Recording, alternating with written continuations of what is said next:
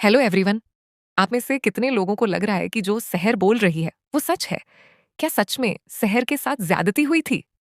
जल्दी से कमेंट्स में बताओ, क्योंकि आज की इस वीडियो में हम इसी पर बात करने वाले हैं। ये ड्रामा शुरू से ही बहुत इमोशनल रहा है, लेकिन अब कहानी एक ऐसे मोड़ पर आ गई है जहां बहुत कुछ बदलने वाला है। और हाँ, अगर आपने अभी तक हमारा चैनल सब्सक्राइब नहीं किया है तो पहले कर लो, ताकि आपको हर नई अपडेट सबसे पहले मिले। अब आते हैं ड्रामे की तरफ। तो दोस्तों, लेटेस्ट एपिसोड सच बताऊं तो काफी बोरिंग थी। कुछ सीन इतने लंबे थे कि मेरा तो मोबाइल ही नीचे रखने का मन कर रहा था। सबसे पहले बात करते हैं कोर्ट वाले सीन की। दिखाया गया कि अगले दिन सहर अपने गवाहों के साथ पेश होगी। और गवाह कौन है? उसके अपने घर वाले, माँ, बाप और भाई। अब साफ बात है, वो तो सहर का ही साथ देंगे ना।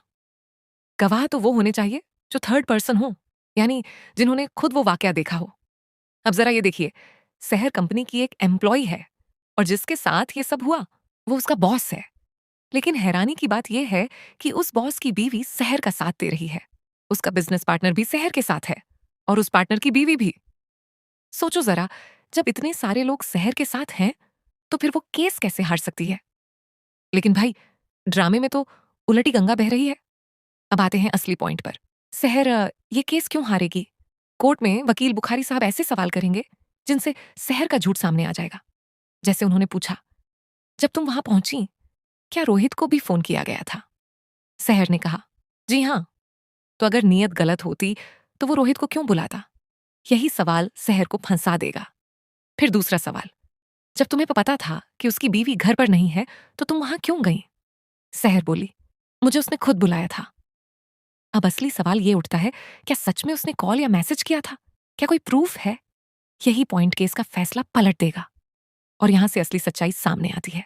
सहर खुद चाहती थी कि कामरान उससे शादी करे, इसीलिए उसने पूरा प्लान बनाया था।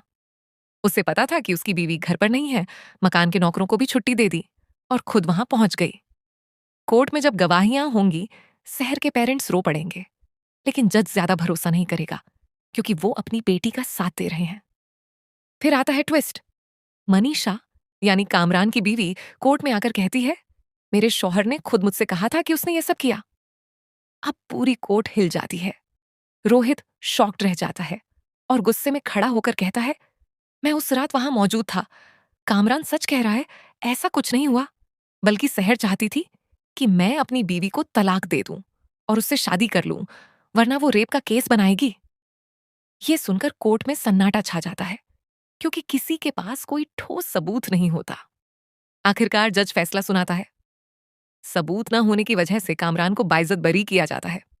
और बस, ये पल दर्शकों के लिए शॉकिंग होगा। लेकिन कहानी यहीं खत्म नहीं होगी। आगे और बहुत कुछ होने वाला है, जो हम अगली वीडियो में डिस्कस करेंगे। फिलहाल इतना समझ लो, सहर ये केस हार जाएगी। तो दोस्तों, आपको क्या लगता है, सहर सच में बेगुनाह है या सब एक प्लान था?